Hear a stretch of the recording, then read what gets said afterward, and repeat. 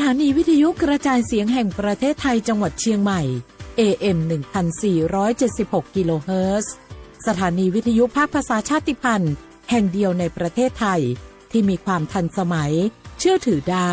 สร้างอัตลักษณ์กลุ่มชาติพันธุ์สู่สากลเอาล่ะแก้วเคยสังเกตก็ในปฏิทินไทยมีวันสำคัญเกี่ยวกับสถาบันพระมหากษัตริย์อยู่เกือบทุกเดือนเลยนะแต่ก็นี่ก็อย่างเช่นเดือนมกราคมวันที่17วันป่อขุนรามคำแหงวันที่18วันสมเด็จพระนเรศวรมหาราชส่วนเดือนมีนาคมวันที่31วันพระบาทสมเด็จพระนางเกล้าเจ้าอยู่หัว2เมษายนวันคล้ายวันพระราชสมภพกรมสมเด็จพระเทพราช6เมษายนวันจักรี4พฤษภาคมวันชัดมงคล3มิถุนายนวันเฉลิมพระชนมพรรษาสมเด็จพระนางเจ้าพระบรมราชินี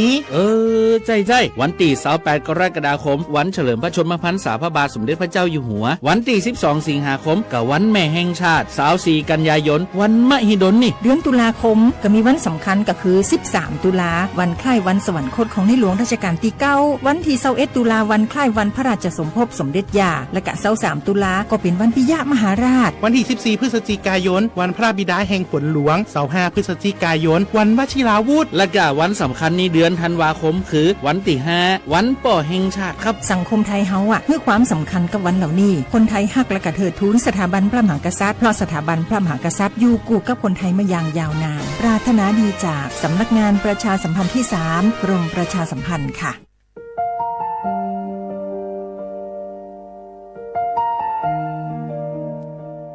ขอน้อมเกล้าถวายอาลัยสมเด็จพระพันปีหลวงพระแม่แห่งแผ่นดินผู้ทรงเมตตาเหนือเกล้าขอพระองค์เสด็จสู่สวรรคาลัยข้าพระพุทธเจ้าข้าราชการและเจ้าหน้าที่สถานีวิทยุกระจายเสียงแห่งประเทศไทยจังหวัดเชียงใหม่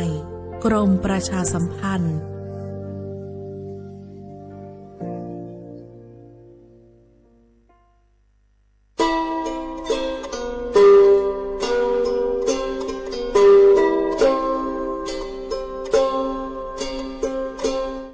เปิดปลากระเจือโคโพเปิดปลากระลือปลากระยอสู่หากอสาหากอตาเชกตอเลอจอปามโมซาสมูลอพีตาบิยอผาแกเปิดปลากระลือปลากระยอดื้อยอผาแกบาจอปามโมโดกระเตอลอ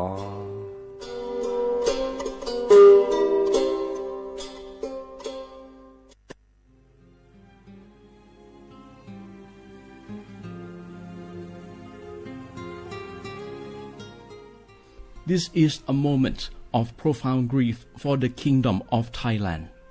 The collective voices of Radio Thailand Chiang Mai, join the Thai nation in mourning the passing of our beloved Queen Martha, Her Majesty Queen Sirikit. Her life was a testament to the unwavering service, grace, and deep love for the Thai people. Our humble condolences and thoughts are with His Majesty the King, the royal family, and all the Thai people during this deeply sorrowful time. We will remember her forever.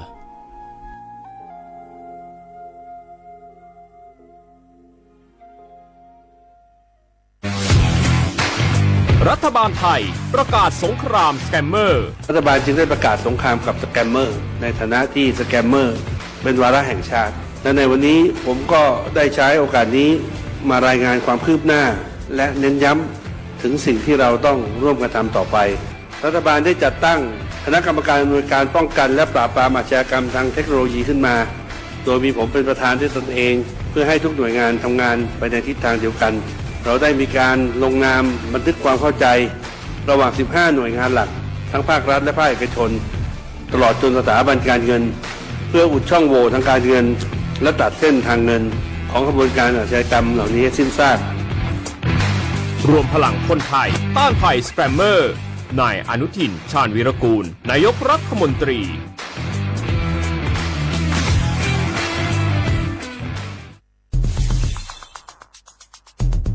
แค่3 ปีความเสียหายจากอาชญากรรมไซเบอร์ของคนไทยพุ่งทะลุถึง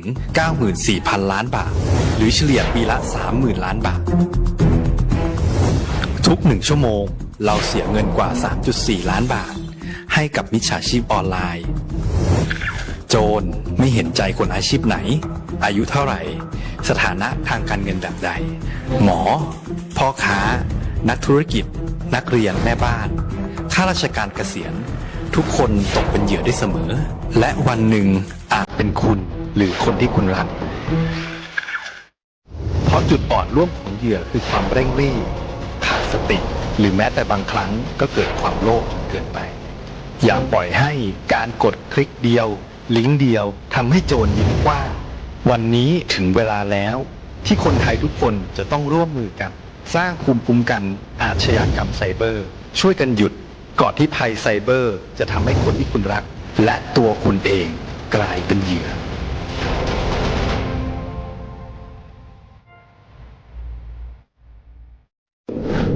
ในช่วงนี้หลายพื้นที่ของประเทศไทยอากาศหนาวเย็นอย่างต่อเนื่องโดยเฉพาะยอดดอยและยอดภูประชาชนอาจเสี่ยงต่อโรคและภัยสุขภาพจากอากาศหนาวได้ ขอให้ทุกคนเฝ้าระวังโรคที่พบบ่อยในฤดูหนาวได้แก่ไข้หวัดใหญ่ปอดอักเสบโรคอุจจาระร่วงโรคหัดโรคมือเท้าปากรวมทั้งภาวะเจ็บป่วยหรือเสียชีวิตจากอากาศหนาวโดยไม่ทราบสาเหตุโดยเฉพาะผู้ที่ไม่สวมใส่เสื้อผ้ากันหนาวหรือผู้ที่ดื่มสุราเป็นประจำป้องกันง่ายๆเริ่มที่ตัวเราดูแลสุขภาพให้แข็งแรงออกกำลังกายสม่ำเสมอรับประทานอาหารปรุงสุกดื่มน้ำสะอาดล้างมือบ่อยๆไม่ใช้ของส่วนตัวร่วมกับผู้อื่นและหากมีอาการไอจามอย่าลืมสวมหน้ากากอนามัยทุกครั้งขณะอยู่ในที่แออัดที่สำคัญควรรักษาความอบอุ่นเตรียมเสื้อผ้ากันหนาวให้เพียงพองดดื่มเครื่องดื่มแอลกอฮอล์เพื่อความปลอดภัยในช่วงอากาศหนาวนี้ดูแลสุขภาพให้แข็งแรงตลอดช่วงฤดูหนาวนี้กันด้วยนะคะด้วยความปรารถนาดีจากสำนักงานประชาสัมพันธ์ที่ 3 กรมประชาสัมพันธ์จากศาลากลางจังหวัดน่านหลังเก่าพัฒนาสู่การเป็นศูนย์การเรียนรู้นันทศิษย์ป่าคารโดยมูลนิธิรักป่าน่าน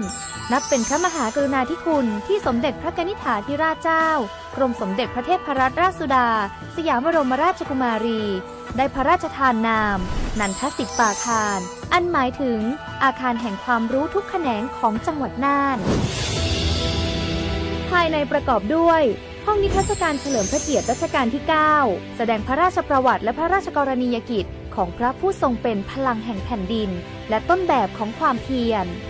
รถพระที่นั่งอนุสรณ์แห่งการเสด็จเยี่ยมราษฎรในถิ่นทุรกันดารทั่วทุกภูมิภาคของไทยพิพิธภัณฑ์ศาลากลางจังหวัดน่านความทรงจำของอาคารหลังเก่าและการอนุรักษ์สิ่งสำคัญของเมืองน่านเทคโนโลยีกับมนุษย์จุดประกายความคิดสร้างสรรค์สู่การสร้างนวัตกรรมในอนาคตน่านซิมูเลชันแนวทางจัดการขยะที่ยั่งยืนเพื่อตระหนักถึงผลกระทบต่อสังคมเศรษฐกิจและสิ่งแวดล้อมห้องสมบัติน่านย้อนรอยสู่อดีตและความรุ่งเรืองของนครน่านผ่านเงินตราเครื่องเงินและผ้าทองเปิดให้เข้าชมฟรีไม่มีค่าใช้จ่ายตั้งแต่เวลา 9 นาฬิกาถึง 17 นาฬิกาหยุดทุกวันจันทร์และวันนักขัตฤกษ์มาร่วมอนุรักษ์สืบสานสร้างสรรค์ศิลปะวัฒนธรรมและวิทยาศาสตร์ของเมืองน่านคุณค่าที่น่าภาคภูมิใจ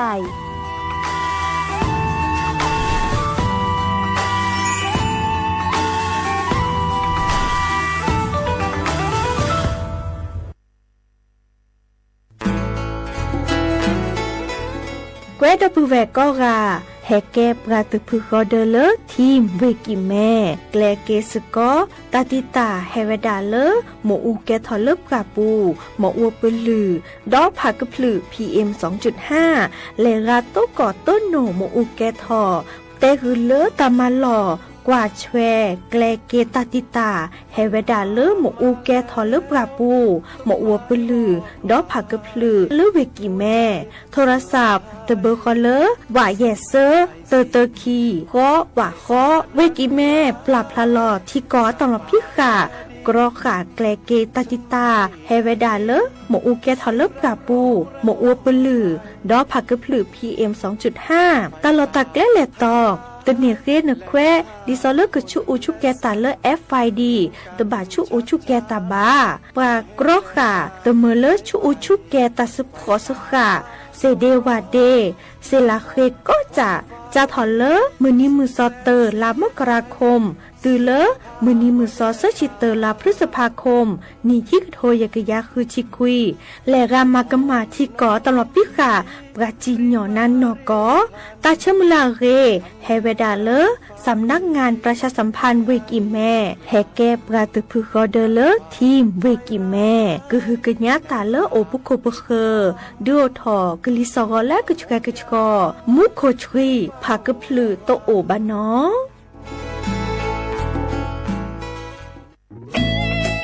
หนึ่งเสียงของท่านมีความหมายต่ออนาคตประเทศการเลือกตั้งคือโอกาสสำคัญที่ประชาชนจะได้ร่วมกำหนดทิศทางบ้านเมือง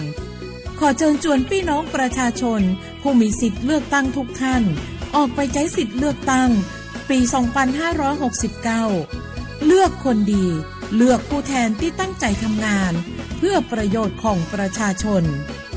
บดีปล่อยให้เสียงของท่านเงียบหายเพราะประชาธิปไตยเริ่มต้นที่การไปใช้สิทธิ์ร่วมกันไปเลือกตั้งอย่างพร้อมเพรียงกันวันอาทิตย์ที่ 8 กุมภาพันธ์ 2569 8 โมงเช้าถึง 5 โมงแลงใช้สิทธิ์ใช้เสียงเพื่ออนาคตของประเทศไทย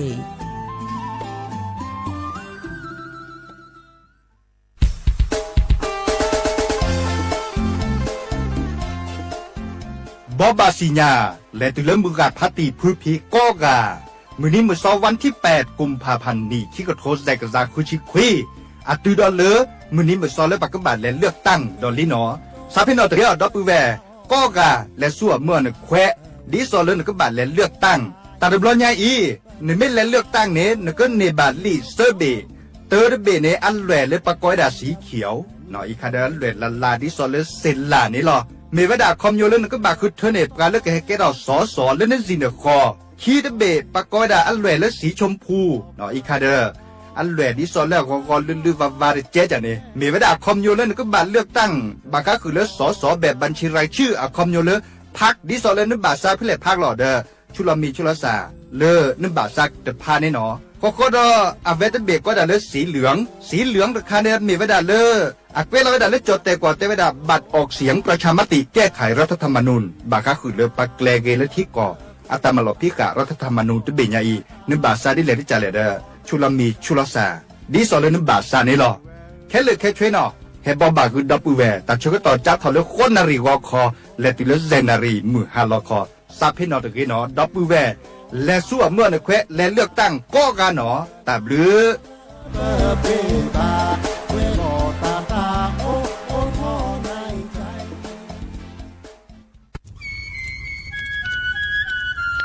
เวเจอผักกระพลือผักกระหมู PM 2.5 เนี่ยร่าแหละเด้อแม็กทีแมสากูอูกูเฮนเลยจ้าอันนี้เนี่ยอันโลเลปัจจุอุจุเกราตาป้าติดเลยเนี่ยเมตาหลอตาสุกว่าสุกาเอาเลือตาสุดตาหลอปัจจุเกทเอาไว้ดับก็อ๋อปกว่าแกทอผักกระพลือผักกระหมูเก็บบัตรที่บัตรโตเกปะเต่าจุดทินเลอเด้อดิเนบบ่ามาเจอหล่อซาตะบ่าชูอูชูแกทอตาสุกอสุกาบือโคเชอร์บือเคโคเชอร์แฮมเบอร์เกียวมาแก้เก็บปุ๋ยหมักดอสู่อาทอเซกว่าเทรสก็ซื้อตะบ่าเมอเลอร์หมูอูแกทอเลิบกราปูเนื้อแม่มานี่เดพาอีเดอผักกึบหรือผักกุหมูเดอจิกาละเจอันเมียกลิสต์ต่อก่อนในกิจการกิจกรทอเซเนื้อเมฆกุหลาซาก็กาอุกต่อแต่ชูชูแกเปิดกันเนกสู้กับซานเนกลิสต์ต่อก่อนเลอกิจการกิจกรหนอแต่เชื่อมือลาเกแทนเลอสำนักงานประชาสัมพันธ์ที่3กรมประชาสัมพันธ์สปสชกระดูทอตามาเกตาอุชัวเคลและตามาเจอปอมือละอุทอโพดอลและอุแผลเวียนลอคีมากกว่าโพอุทอมากกว่าคือมากกว่าซาดอตัดละลอบายโยและอุตราซาวมากกว่าตาสวิจาซิฟิลิส HIV สุปูหลอดทาราซีเมียมากกว่าฉีดอชคอวัคซีนคอติบัทยักตัดมือพาโดดอไอโกรนเฮด้วยอเตสีมาเกสวีโฟลิกดอไอโอดินเฮด้วยอเตสีตัวเชื้อ HIV มากกว่ากอปูดอแม่มากกว่าตาซาดมือบาเลิกโพอุแผลเวียนลอคีชอเชโมดืออโพและอนุทีดาเวดอมากกว่าปะแกปาและตาชาซิฟิลิสดอทาราซิเมียนี่หรอสิกว่าอาทอและสายด่วนสปสช1330สปสชเขต1กิมแม 053-285-355 สายด่วนกมทู 1660 และสายด่วนสุขภาพจิต 1323 แล้วปากก็กระเดียก่อนนี่ร้อง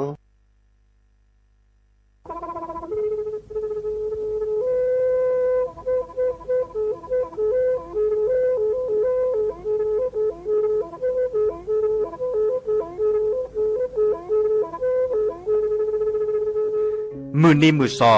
เลอะวันที่ 29 ตุลาคมนี่คิกโทษใจกระจาคือชิญวิและปุขีแน่นอ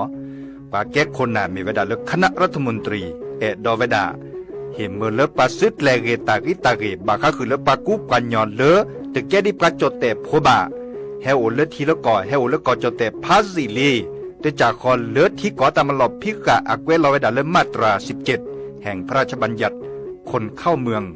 พ.ศ. 2522ดิสอบการเลเฮลเลกอจเตซิลีขอในบลเนเนเมบาซาเลกเชลิเชจาเลขีเนอแควเลอบากิบาเกเลนกแกทอบกจเตโพเนเนเลเซตจากคอเลที่ก่ออาตามลบพิกะอาหินแคว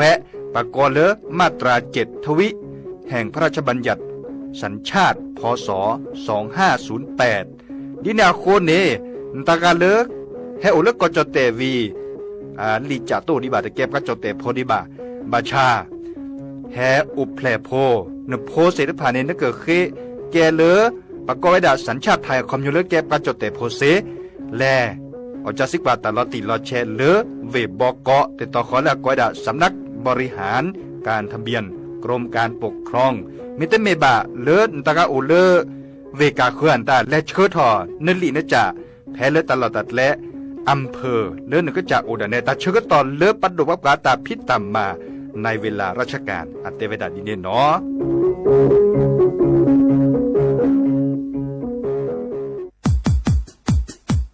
ดอปูแวปากญอโพนเมบาซะสู้ออมมืออเลวิทยุกลือลอกอจเตเวกีแมตตอนยาอีบอบบาเนบาคาคือเล่นตาพิตามมาตาพิออมมาออจดแต่กว่าก็ได้และสนใจโฆษณาเนื้ออดจัดสิกว่าสวทเชียงใหม่เบอร์โทรศัพท์053-276-068เมตเมบะ092-246-8579เซทอโบลอ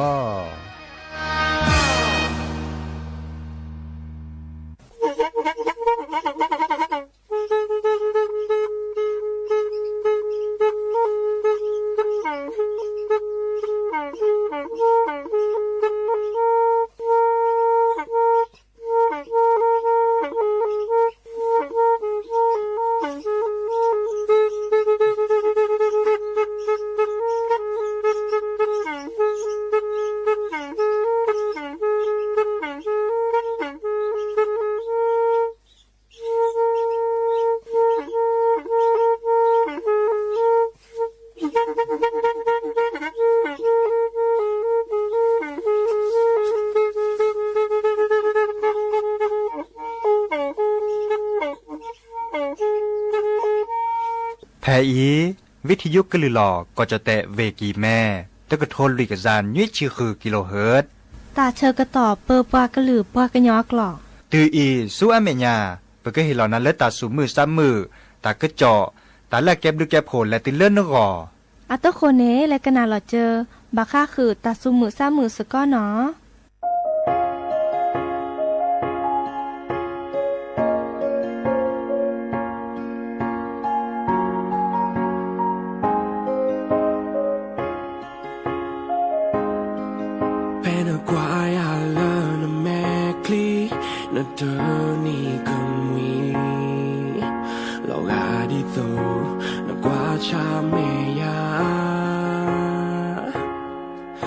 จะพลาดที่ตัวเลยเนี่ย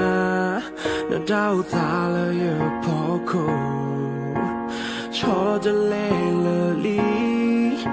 ขอเปิดยอนี่มีเลยน่าตาเลยยาลียาเพย์น้ำเนื้อตาเกิดดูบาดูเลยอย่าตาดูเกิดจูเย่แล้วน่าเดินอย่าจากมาโอเพล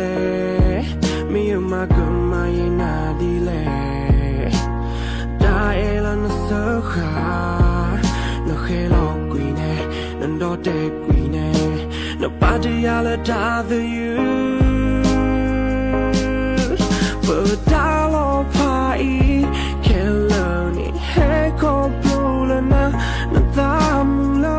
you meti malo sua ko ka plana tweto no da ta no ya mi u ki pele wasuna lo da the you wait on that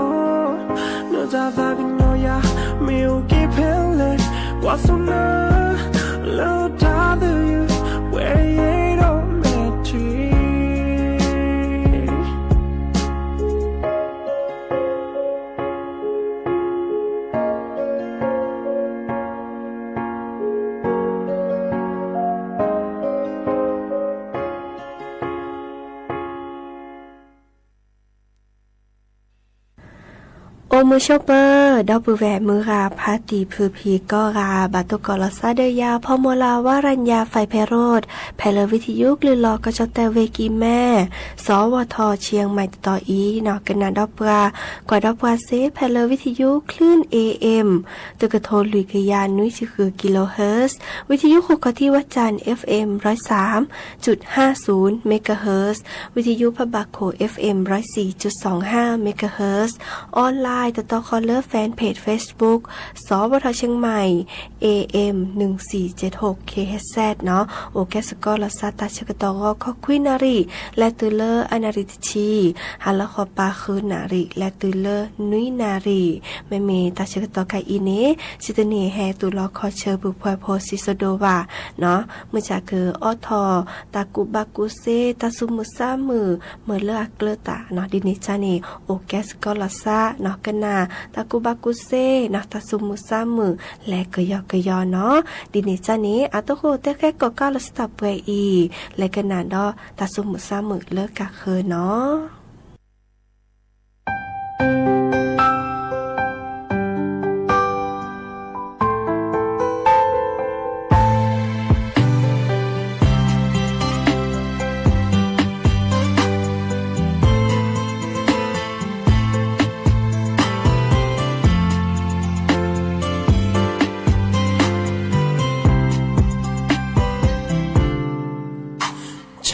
ฉันลากว่าเพนเนกแต่เธอแยตาเลปูกีเวตึงลาเพนีอยู่จามบาเทมันตาไม่โอเลกีทอนีเนตาไม่มูลชาดูชาฟาเดมีก็พลาโลอยู่โคราลาปูเท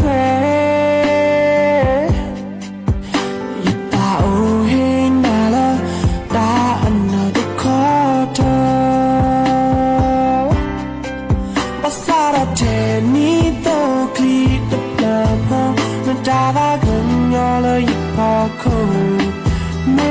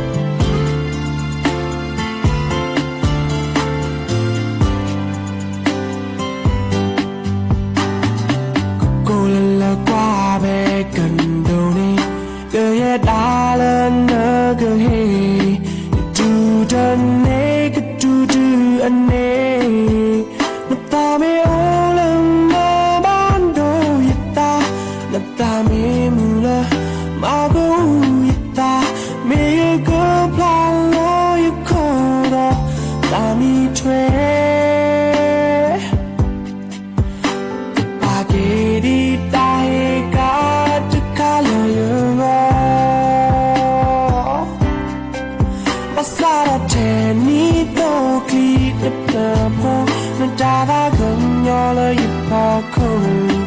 没有这里，这里哪里？冷的寂寞啦，更给生命更美。那么呀飞，那么你呀飞，在那给真把把的呀的。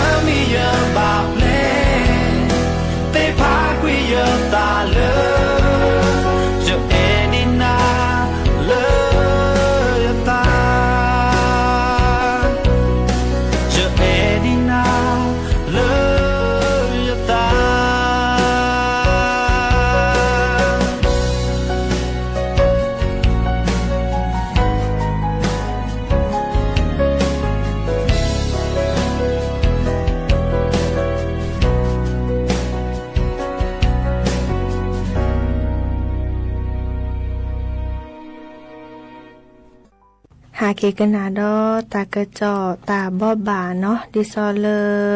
มื้อนี้มื้อซอคีชีลามกราคมนี่คือโรยกยาคือจะคุยเพียปุกิเนาะจอสิว่าถ้ามีการเนาะอาแกเลปาเปอร์เวกิเมอาเคซาเนาะรองผู้ว่าราชการจังหวัดเชียงใหม่แฮแต่ปรับพลาลอดิซอเลเวกิเมกระดูทอตาพิตามมาอากอดาวัฒนธรรมสร้างสรรค์สีสันแห่งการท่องเที่ยวชาติพันธุ์ล้านนาเนาะดิซอเลอาแก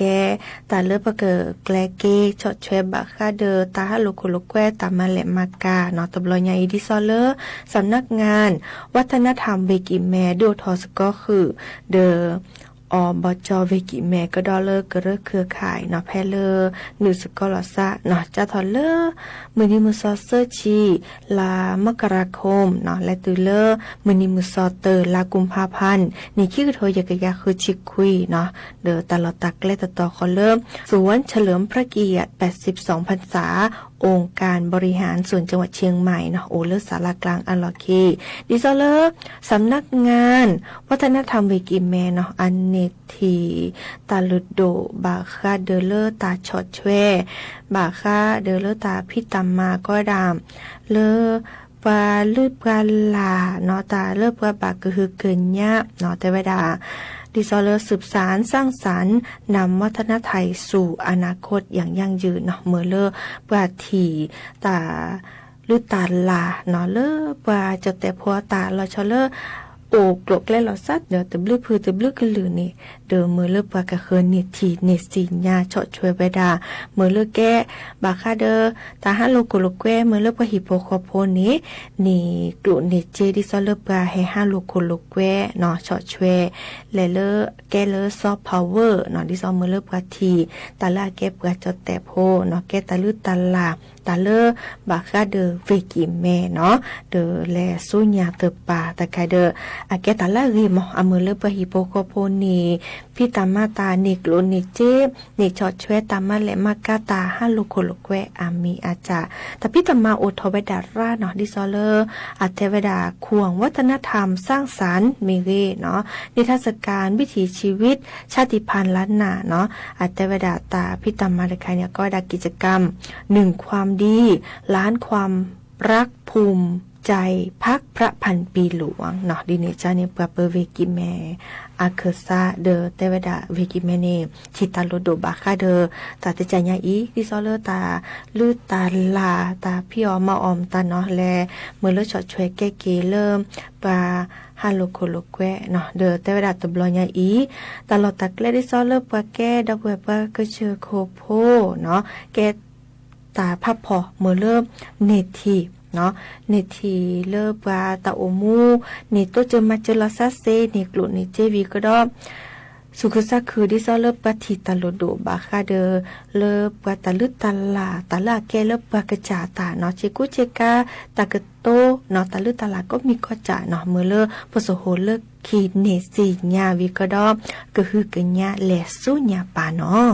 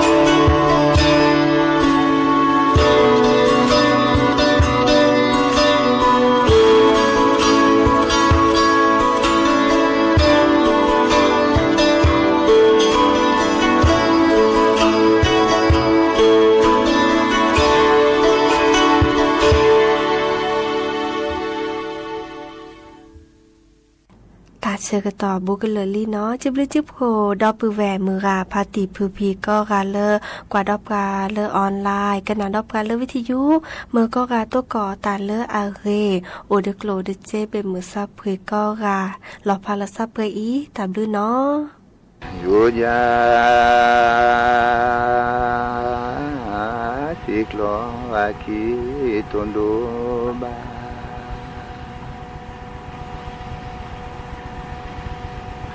ลาลา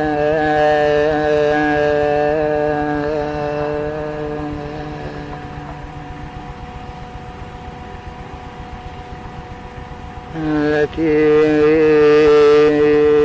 ที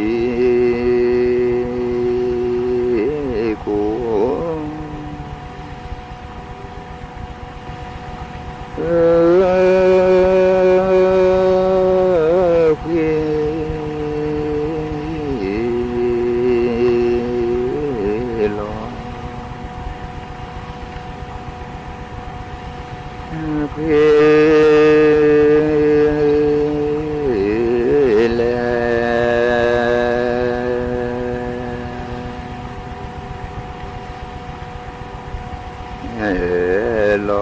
bé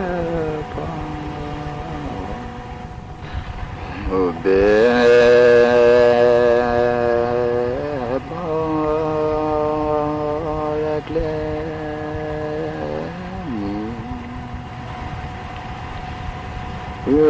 cho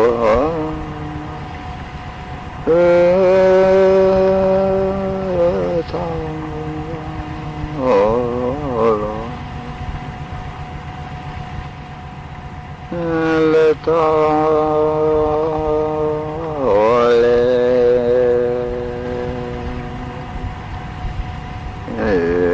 lo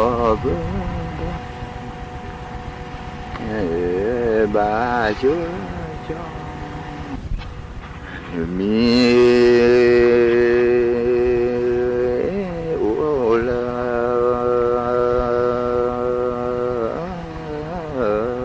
mu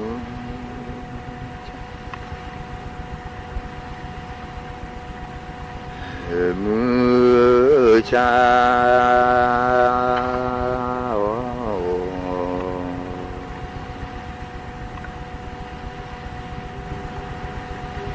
ni so u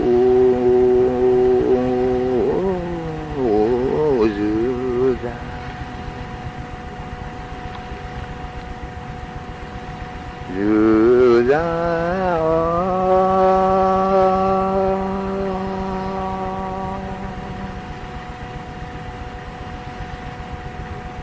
mu me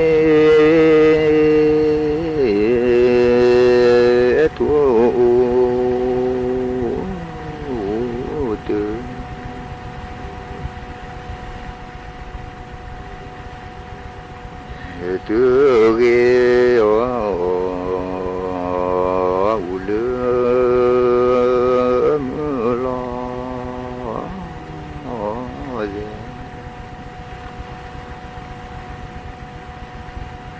ye ba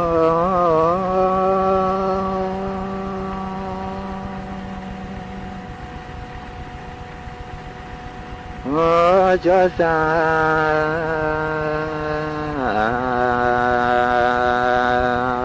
chi lo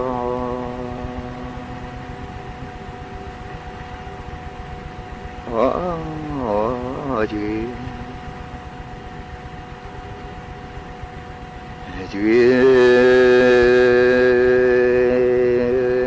lo chi lo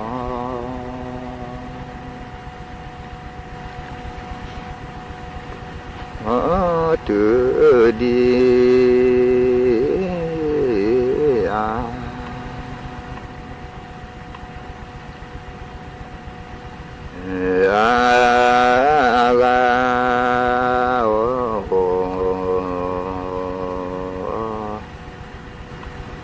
chỉ lứa nó dư ra có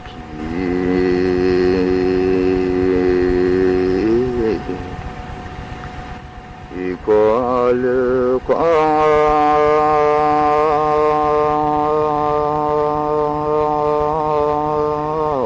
chế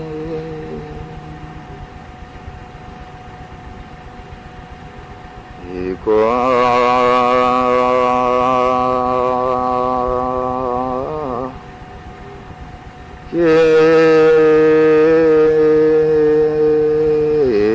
sẽ có lý thì có thoát đi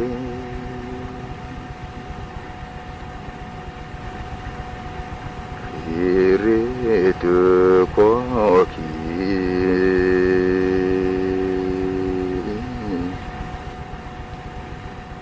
thì có lư có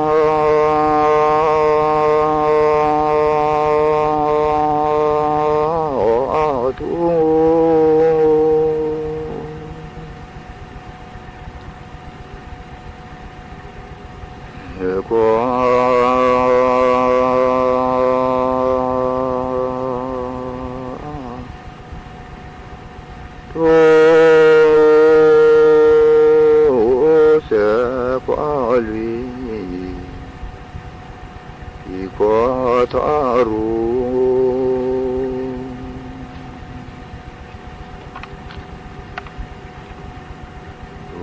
nhà li ba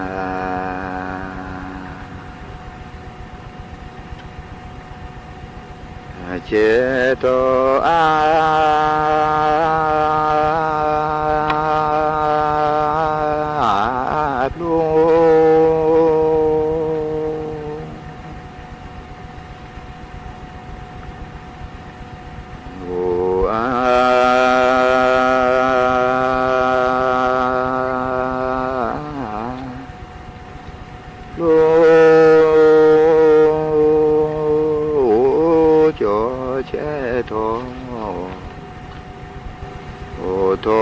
ta cứ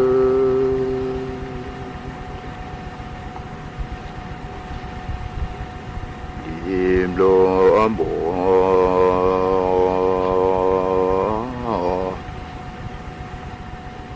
ai đi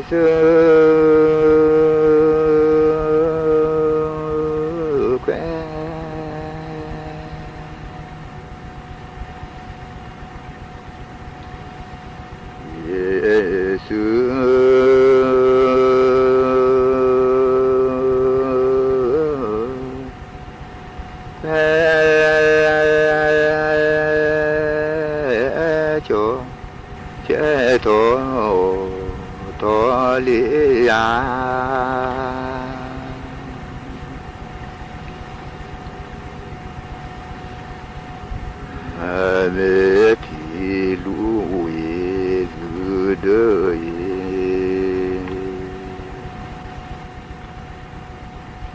lúa và cả mẹ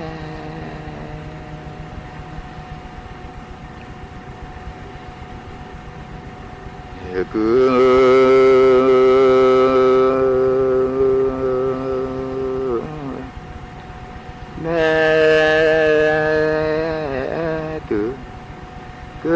mẹ che tự cứ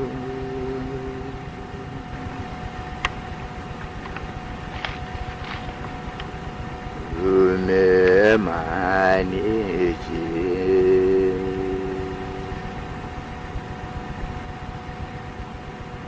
vô tu ta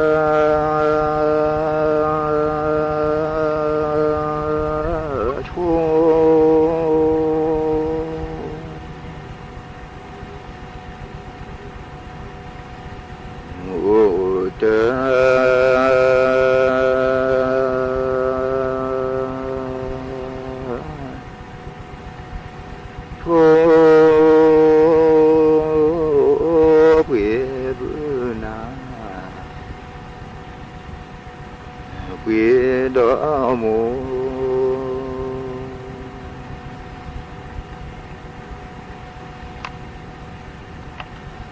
mô cô quê bữa nà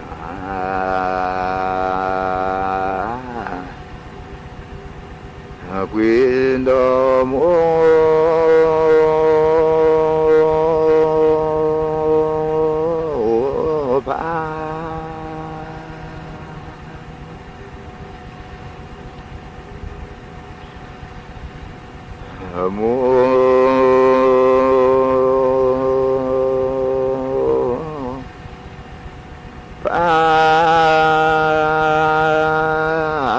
lo thu chi lỡ eo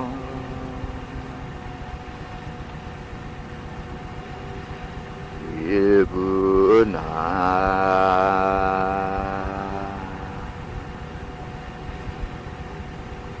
quê đó mô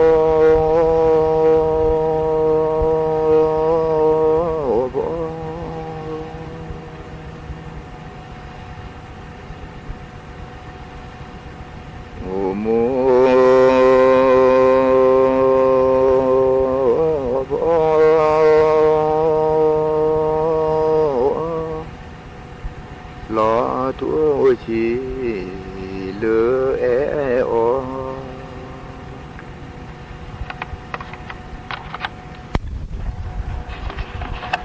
lo cứ khổ đó lẽ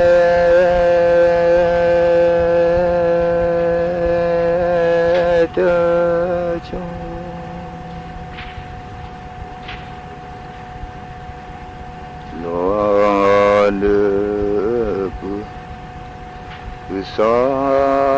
เล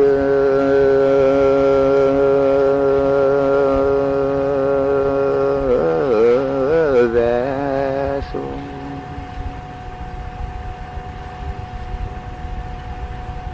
โลปคูโอดาเล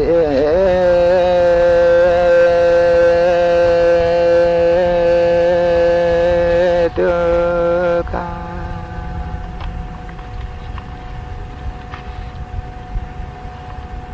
โล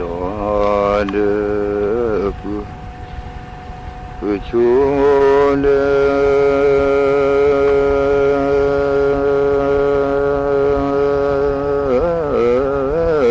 แวกลา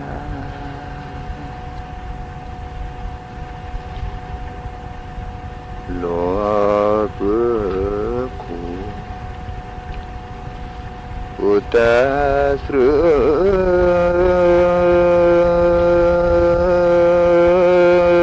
ตา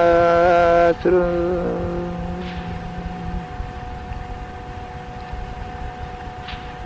โลซีโลบา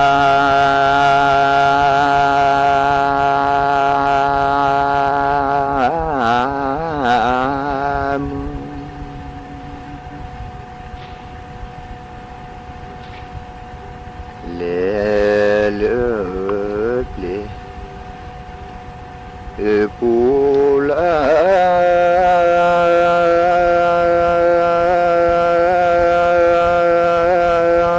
ปลาบู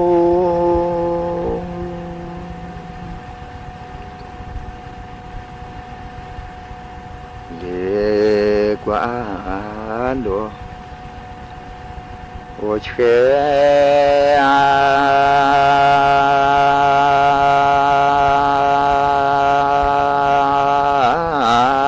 โก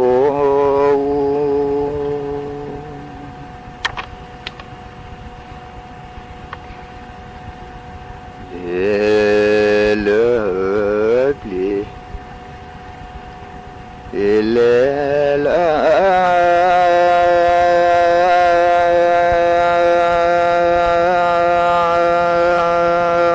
ปลอแล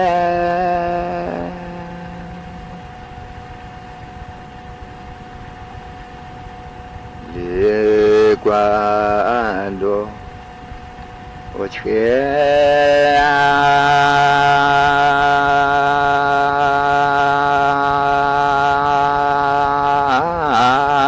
โกเก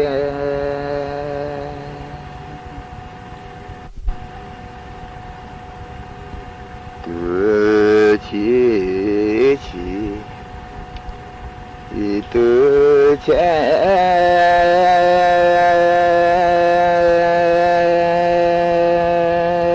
เช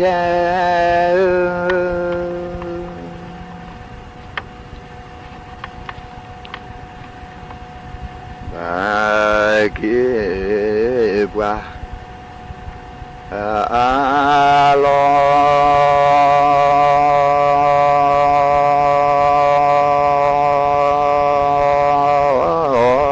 เก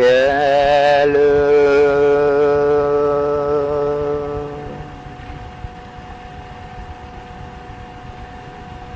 เลเลเลตุลา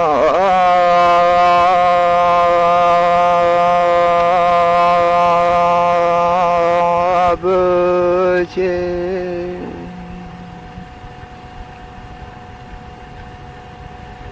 เตเสนโวมา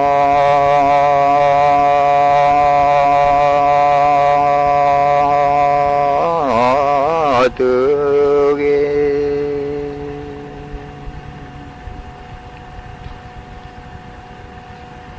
โลปุคูโอเกเอ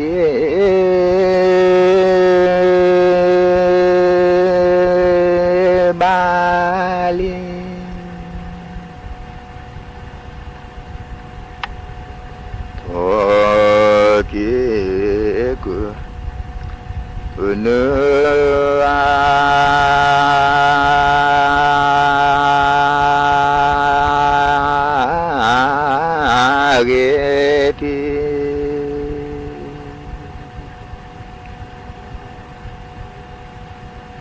đó vừa phụ phụ quê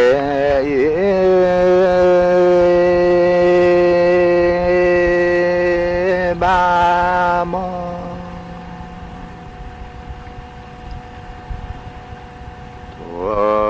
นี่วิทยุกระจายเสียงแห่งประเทศไทยขณะนี้เวลา 19:00 น